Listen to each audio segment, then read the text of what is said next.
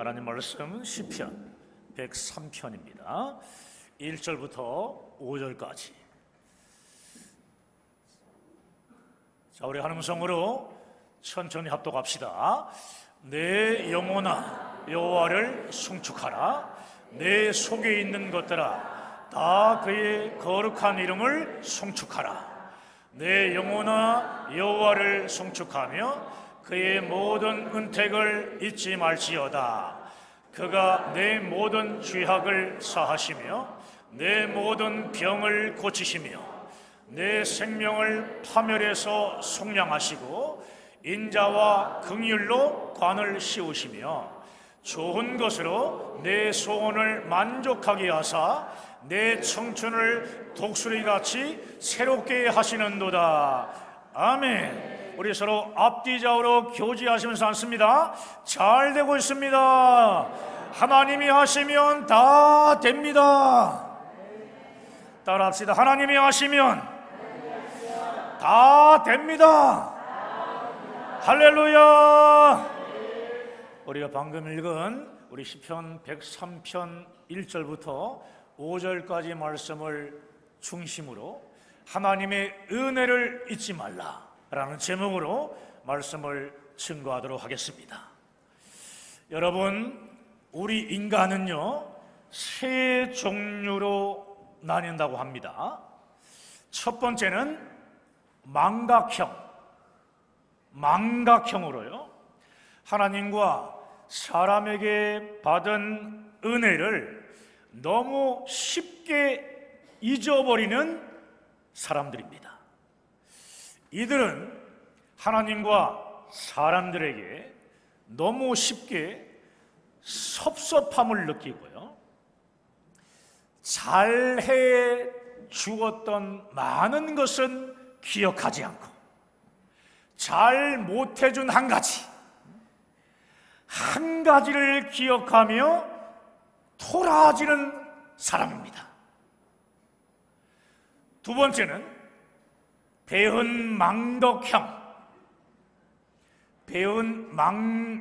망덕형으로 하나님과 사람에게 받은 이 은혜를 원수로 갚는 유형의 사람입니다.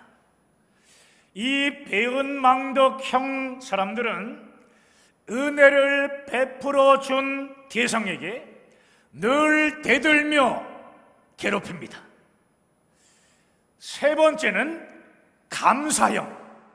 감사형으로 하나님과 사람에게 받은 은혜를 잊지 않고 기억하며 감사함으로 보답할 줄 아는 유형의 사람입니다.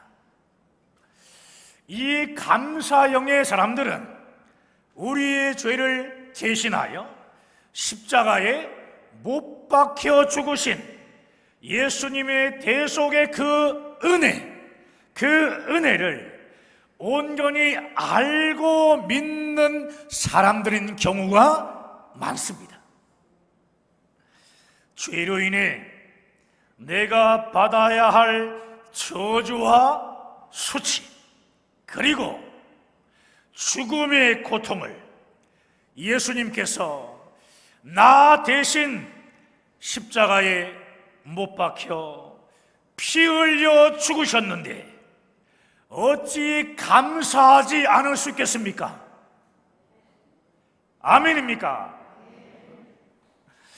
우리 주 예수 그리스도의 십자가 대속을 믿음으로 영생의 구원을 받은 사람들은 일평생 하나님께 감사와 찬양을 드릴 수밖에 없는 것입니다.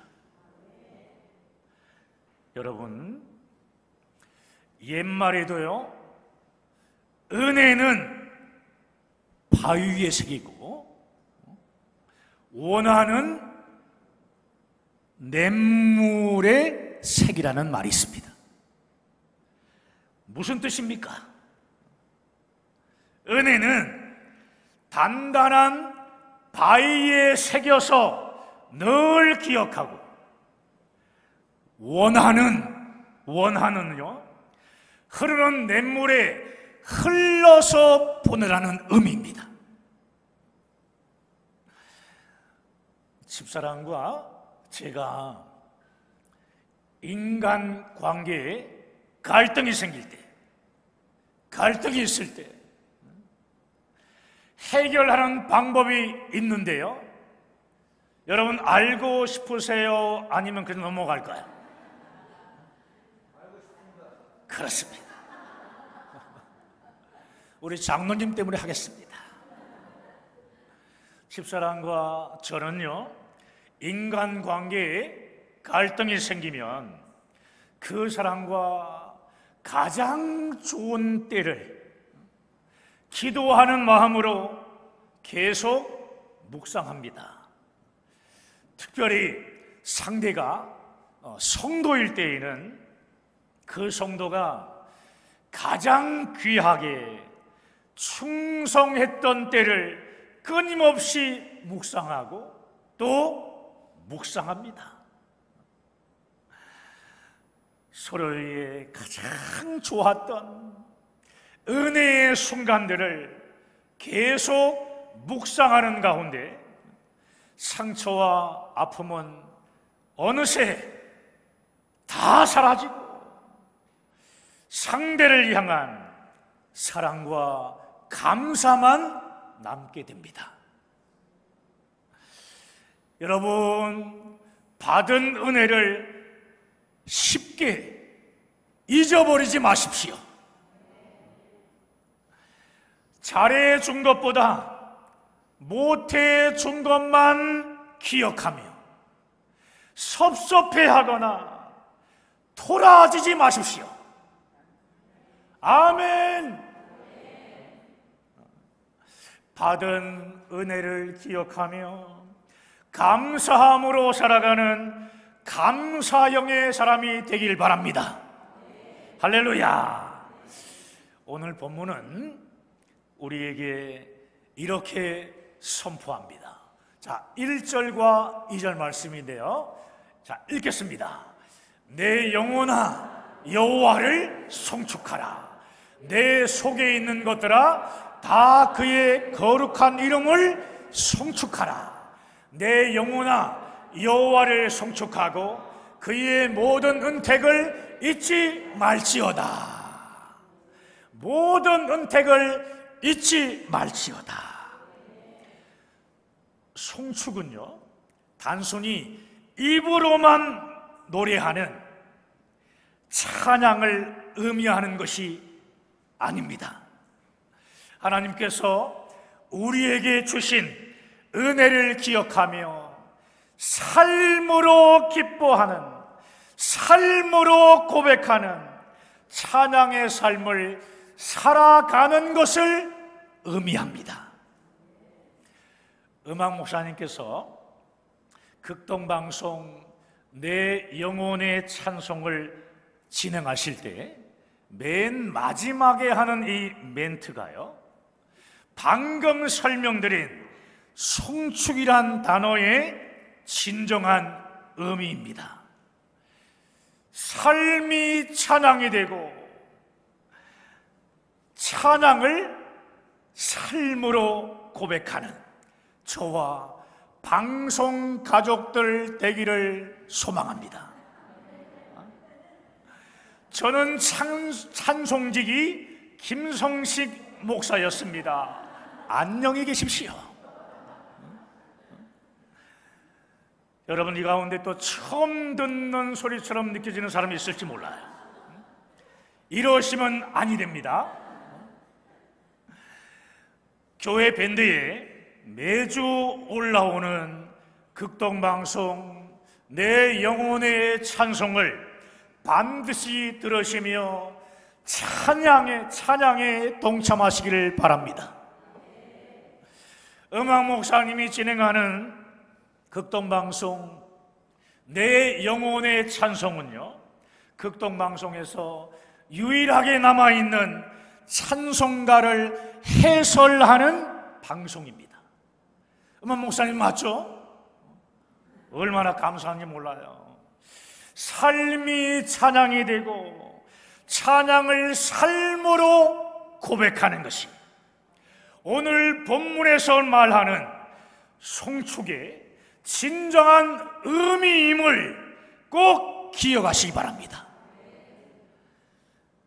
입술로 아무리 찬양을 불러도 찬양이 삶으로 고백되지 않고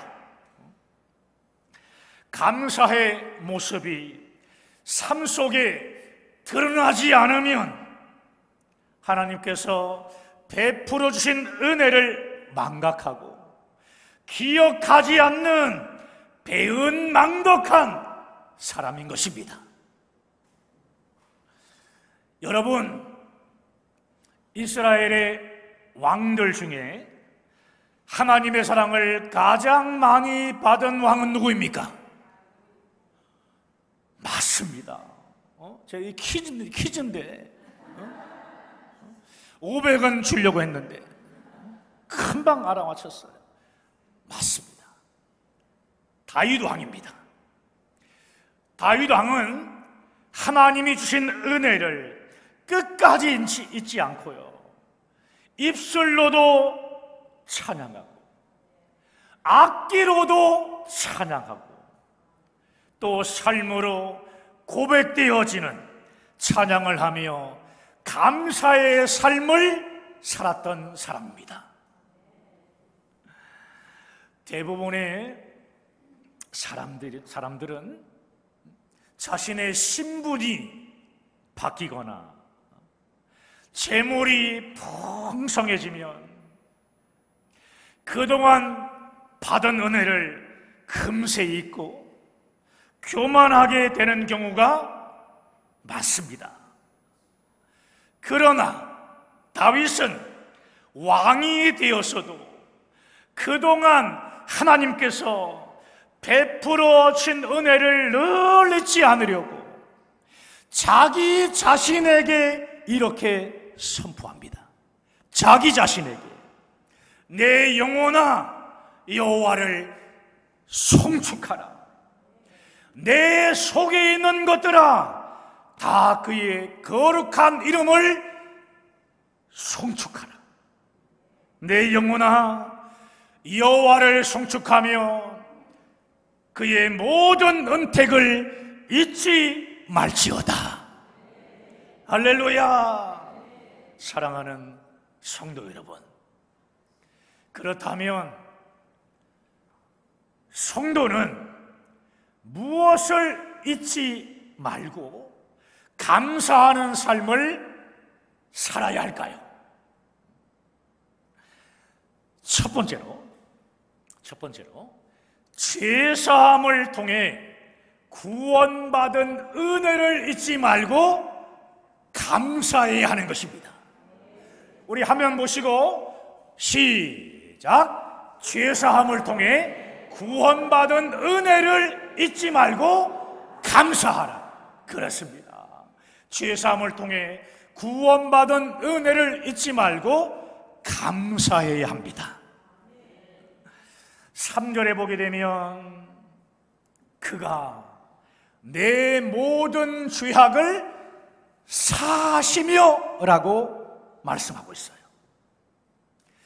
다윗 왕은 자신의 모든 죄를 다 사해 주신 하나님의 죄사함의 은혜를 잊지 않고 늘 감사하며 살았습니다. 로마서 5장 8절 말씀을 읽겠습니다. 시작. 우리가 아직 죄인이었을 때 그리스도께서 우리를 위하여 죽으심으로 하나님께서 우리에 대한 자기의 사랑을 확정하셨느니라. 아멘.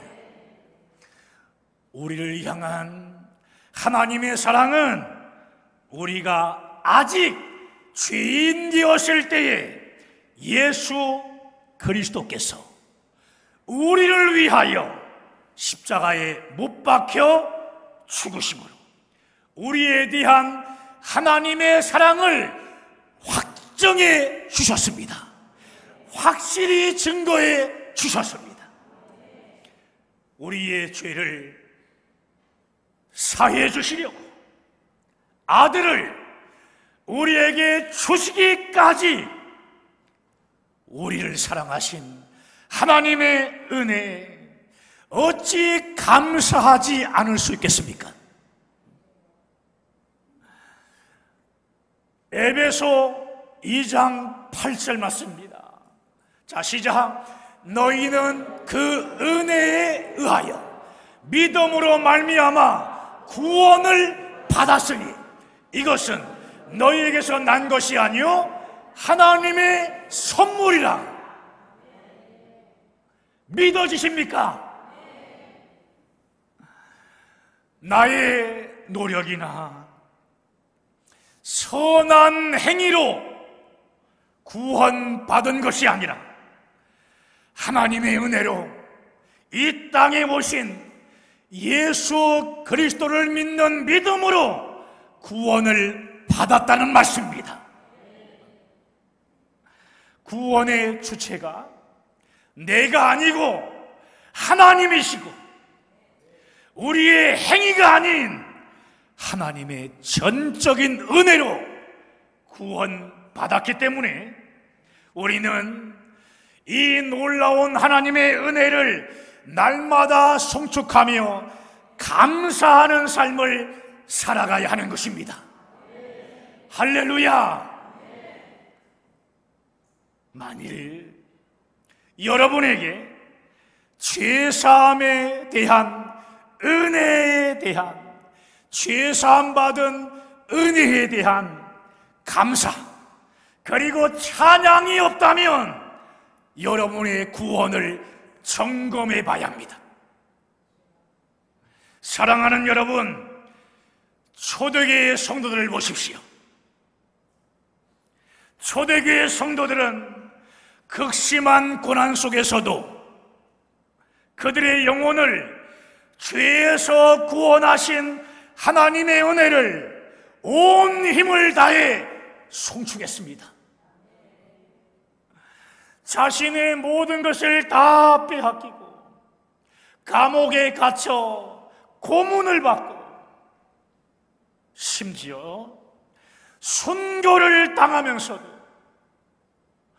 영생의 구원을 받았다는 구원의 은혜에 대한 감사, 그 감사를 결코 잊지 않았습니다. 구약의 하박국 선지자도 환경을 초월한 구원의 감사를 했던 사람이에요. 비록 무화과 나무가 무성하지 못하며 포도나무에 열매가 없으며 감람나무에 소출이 없으며 밭에 먹을 것이 없으며 우리의 양이 없으며 외양간에 소가 없을지라도 나는 여호와로 말미암아 즐거워하며 나의 구원의 하나님으로 말미암아 기뻐하리로다. 신약의 바울과 실라도 복음을 전하다가 감옥에 갇히는 억울함을 당했는데도 구원의 하나님께 감사의 찬양을 했습니다. 여러분, 성도가 이 세상을 떠나는 날 유일하게 가져갈 수 있는 것은 무엇일까요? 바로 죄사함을 통한 구원의 은혜와 감사입니다. 죄사함을 통한 구원의 은혜와 감사는 천국에 가서도 영원히 찬양할 찬양의 찬송의 제목입니다. 우리 아까 찬송가 258장을 불렀는데 마지막 5절에 이런 가사가 있어요. 예후의 천국 올라가 더 좋은 노래로 날 구속하신 은혜를 날 구속하신 은혜를 늘 찬송하겠네 늘 찬송하겠네 늘 찬송하겠네 날 구속하신 은혜를 늘 찬송하겠네 아멘.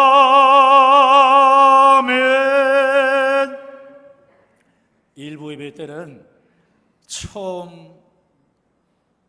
처음을 너무 높게 잡아가지고 죽는 줄 알았습니다.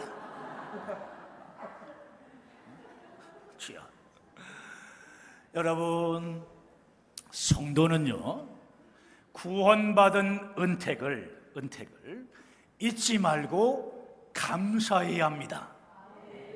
감사. 왜냐하면 우리의 생명을 파멸에서 구속하시고 인자와 긍휼로 관을 씌우셨기 때문입니다. 여기서 은택은 은혜를 의미합니다. 은혜. 성도는 하나님이 주신 최고의 은택인 구원의 은혜를 일평생 감사하며 살아가야 한다는 말씀입니다. 구원의 은혜에 대한 감사는 성도의 삶에 호흡이 되어야 하기 때문입니다. 할렐루야. 자, 두 번째로 하나님의 인자하심을 잊지 말고 감사해야 합니다. 자, 한번 보시고 시작. 하나님의 인자하심을 잊지 말고, 다시 한번 시작. 하나님의 인자하심을 잊지 말고 감사하라. 아멘. 여러분, 하나님의 인자하심을 잊지 말고 감사해야 합니다. 예수님의 십자가 대속으로 말미암아 우리가 구원받아 하나님의 자녀가 된 것도 감사한데, 구원받고 난 다음에 연약함으로 인한 연약함으로 인해 가지고 범한 많은 실수와 죄들도 용서해 주시고 기다려 주시며 참아 주시는 하나님의 인자하심에 감사하는 삶을 살아야 한다는 사실입니다. 아멘. 오늘 본문에 다윗 왕은요, 지난날에 자신의 잘못을 매번 용서해 주시고 인자와 긍휼을 베풀어 주신 것을 기억하며 감사하고 있습니다. 하나님의 인자하심은 우리의 죄와는 비교할 수 없을 정도로 크시기 때문에 우리의 모든 죄를 용서해 주십니다. 아멘. 만약 우리의 죄를 따라 처벌을 받는다면 지금 여기에 남아있을 사람은 한 명도 없을 것입니다.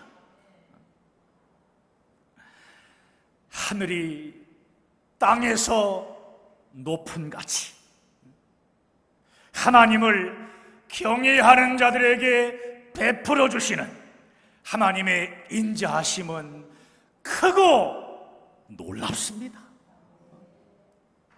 크고 영원합니다. 이로 인해 우리가 죄 용서함의 은혜를 하나님께 받은 것입니다. 다윗은 시편 23편 6절에서요, 내 평생의 선하심과 인자하심이 반드시 나를 따르니